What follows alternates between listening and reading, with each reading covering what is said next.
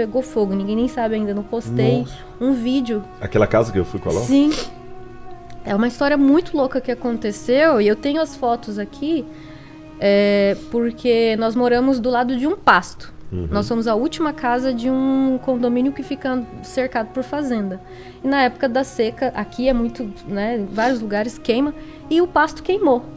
Só que a nossa casa onde a gente mora é muito antiga e é só um alambrado que divide. Então ali, um alambrado, e o mato estava alto, seco, chegando até a beirada do alambrado. E a nossa cozinha fica no fundo, então tinham 2 botijões de gás cheio a 1 metro de distância do alambrado. Porque é o fundo da cozinha. É aquelas casas antigas que colocava no fundo da cozinha. E aí o fogo veio descendo, eram umas 9 horas da noite, nossos cachorros latiam muito, mas a gente, não deve ser nada. Quando nós vimos, já tinha aquele paredão vermelho, já chegando perto da casa. E aí eu tenho 3 galinhas, que já estavam no fumaça, lá no fundo do quintal. Eu falei, salva minhas galinhas, chorei e tal. O Samuel, deixa as galinhas. Graças a Deus. Graças a Deus. Deixa as galinhas lá. Aí comecei a chorar, as galinhas, não. Aí entraram as vizinhas, né? Porque todo mundo sabia que uma das casas mais perigosas de queimar ali no condomínio era nossa. Então os vizinhos vieram correndo. Cada um pegou uma galinha, eu peguei o papagaio, aí a gata sumiu, mas enfim. A gente foi tirando as coisas dali. Aí eu também perguntei pra Deus, se todas as coisas cooperam para o bem, por que a minha casa quase pegou fogo? Só que depois que eu vi, aí eu falei assim, aí entrou uma vizinha e falou assim, e nessa hora caiu a ficha, pega o que é mais importante. Aí eu comecei a chorar, falei, o que é mais importante? Minha mãe acabou de falecer, eu trouxe tudo que é mais importante da nossa casa pra cá, o álbum de casamento, tudo. Toda a minha história tá dentro dessa casa. Eu nem pensei no que a gente tinha adquirido, até porque a gente casou na pandemia, eu fui assim adquirindo as coisas, um enxoval tudo trocado, sem combinar. Eu não tava pensando nas coisas que eu tinha, eu tava pensando nas coisas que eram valorosas pra mim. O Samuel salvou o violino dele, e eu salvei o anel da amizade meu da minha mãe, e a minha aliança que o Samuel deu no pedido de noivado. Eram as 2 coisas importantes, estavam aqui no meu dedo, eu falei, tô pronta, vou sair, mas chorando, né? Porque não tinha tempo também. Até que senti no coração, volta lá no fundo da sua casa e olha porque foi todo mundo gritando, sai daí. E nisso, o bombeiro, aquele caminhão gigante, já estava na frente da minha casa, porque todo mundo que estava na rua via uma chama gigante que passava, você sabe que muro de condomínio é gigante, passava o muro. Então eles olhavam assim, daqui de fora, da casa dessa moça e desse rapaz, esses jovenzinhos que moram nessa casa, tá desse tamanho, lá dentro já pegou fogo, porque lá dentro nem tem muro. E aí foi quando tudo passou e a gente ficou olhando de longe aquela chama gigante, porque a gente teve que sair da casa, e pensando, será que vai pegar fogo a minha casa? Será que eu vou perder tudo? Que dificuldade, a gente acabou de casar. E aí foi quando Deus falou assim, começa a agradecer. Eu falei, o senhor tá de brincadeira, isso aqui deve ser minha mente em parafuso, né? Começa a agradecer. Aí eu comecei a cantar uma música antiga. Por tudo que tens feito, por tudo que vais fazer, por tuas promessas e tudo que és, eu quero te agradecer.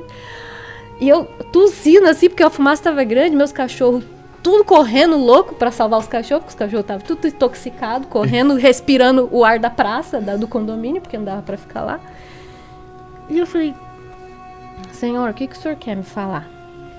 E eu lembro que no outro dia de madrugada, no outro dia, aí nós dormimos na casa da minha sogra, a casa não tinha como entrar, muita fumaça, muita fuligem, dormimos na casa da minha sogra, e no outro dia nós voltamos cedo, e realmente a casa não tinha pego fogo. E a gente dormiu aquela noite na casa e de madrugada, 3, 4 horas da manhã mais ou menos, umas 4 da manhã, eu acordei de repente. E algo dentro de mim, e meu cérebro não estava pronto com nada, porque eu estava dormindo. Então você sabe quando Deus fala com você. E ele falou assim, você não entendeu. Não, porque às vezes você é lerdo, Deus te dá um sinal, você tem que escrever no outdoor para você entender. Ele falou, você não entendeu o testemunho, você não entendeu o que eu fiz por você. Quando amanhecer, você pega uma escada, pula do outro lado e vai ver. E aí eu tenho até uma foto aqui engraçada que eu tô encapuzada, porque eu tentei passar e aquelas abelhas que colam no cabelo, eu falei... Sabará, eles chamam de... Não, Jataí. Tudo impedindo. É a primeira vez que eu tentei, eu não conseguia. Jataí tudo, a menina que trabalha lá comigo arrancando com pente. Ela falou, não vai não. Eu falei, não, eu vou. Deus mandou eu ir. Ela, meu pai, ela é doida. E eu fui. Cara, eu fiquei assim, impressionada. O fogo veio descendo da fazenda, lambendo o muro de todo mundo. Chegou no meio do meu quintal, a poucos metros do nosso botijão de gás. Ele parou, fez um risco, assim, ó, um risco. Como se tivesse um muro certinho, e eu tenho a foto.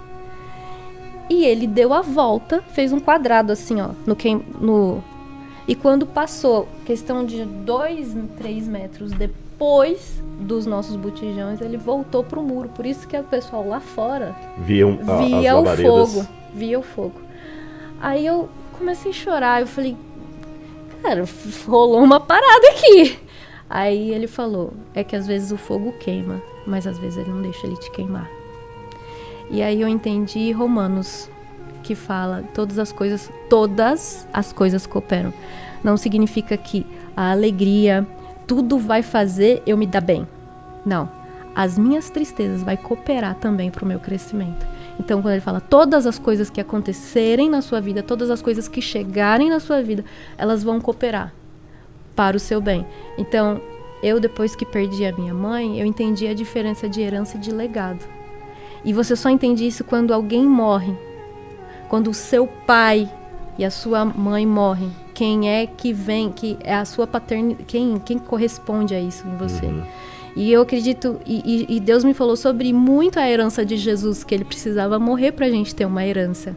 A diferença, inclusive, de herança e de legado, legado é aquele que houve um testamento e alguém especificou, ó, isso aqui eu deixo para fulano. Se não houve um testamento, herança é para o que é mais próximo. Então, eu hoje não tenho herança da minha mãe. Minha mãe era uma pessoa simples. A casa dela está financiada.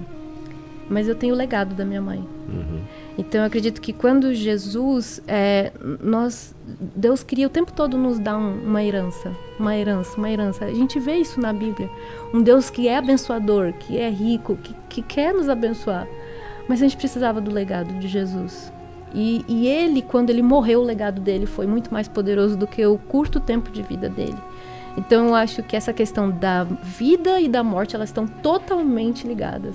Quando a gente fala de Natal, a gente fala muito sobre o nascimento de Jesus. Mas a gente tem que coroar a história com a morte. Por mais que não seja o momento que a gente... Feliz, na felicidade ninguém quer falar da morte. Mas é muito importante para entender por que Jesus morreu, é entender por que ele veio para